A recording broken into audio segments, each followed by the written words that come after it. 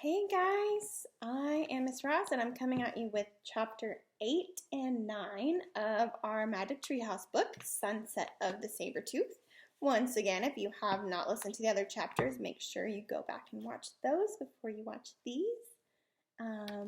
So without further ado, here we go. Chapter 8 is called The Great Parade. The huge mammoth walked across the open plain. "Look," Annie said. She pointed to a herd of elk in the distance. They had great, wide antlers. "There," said Jack, as a herd of reindeer came into view. They pranced gracefully across the snow. Then a woolly rhino joined them on the open plain. Then a bison. The elk, reindeer, rhino, and bison moved along with them at a distance. They seemed to be escorting Jack and Annie back to the treehouse. The snow sparkled with sunlight. "This is a great parade," Jack thought. "Fantastic!" They were getting closer and closer to the grove of tall trees. "I told you," said Annie. "Lulu's taking us home." But just then the mammoth let out a cry. All the other animals bounded off. Peanut started to squeak. Jack looked around.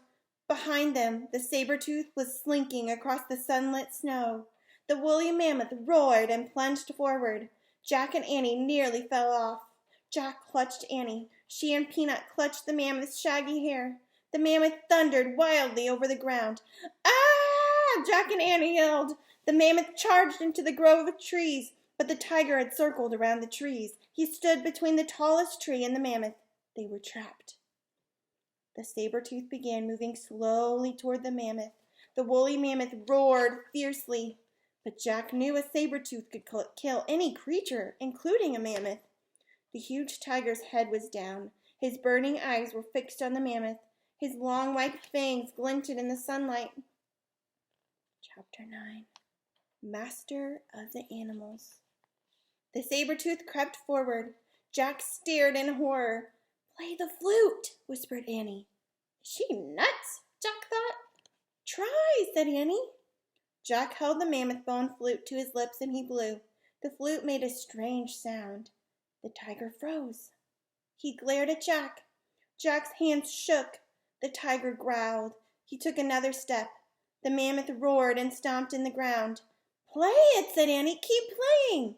Jack blew again. The Sabertooth froze again. Jack kept blowing until he ran out of breath. The tiger snarled. "He's still here," whispered Annie. "Keep it up." Jack closed his eyes. He took a deep breath and he blew as hard and as long as he could. He covered and uncovered the holes on the bone. The music sounded strange, as if it were coming from another world. "He's leaving," whispered Annie.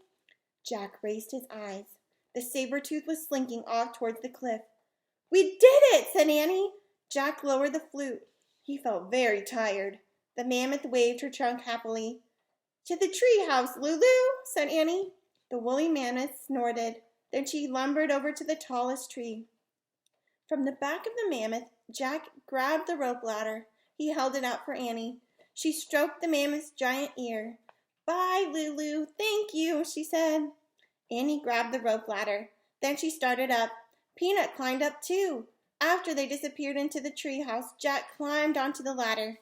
He looked back at the woolly mammoth. "Bye, girl," he said. "Go home now, and watch out for that Sabertooth." The mammoth walked away into the sunset. When Jack couldn't see her anymore, he started up the rope ladder. He pulled himself into the treehouse. "Ta-da!" said Annie. She handed the Pennsylvania book to Jack. Jack smiled. Now he was positive they had found the third M thing. Their mission was complete. "Before we leave, we have to give our coats back," said Annie. "Oh, right," said Jack. They took off their reindeer skin coats and dropped them on the ground.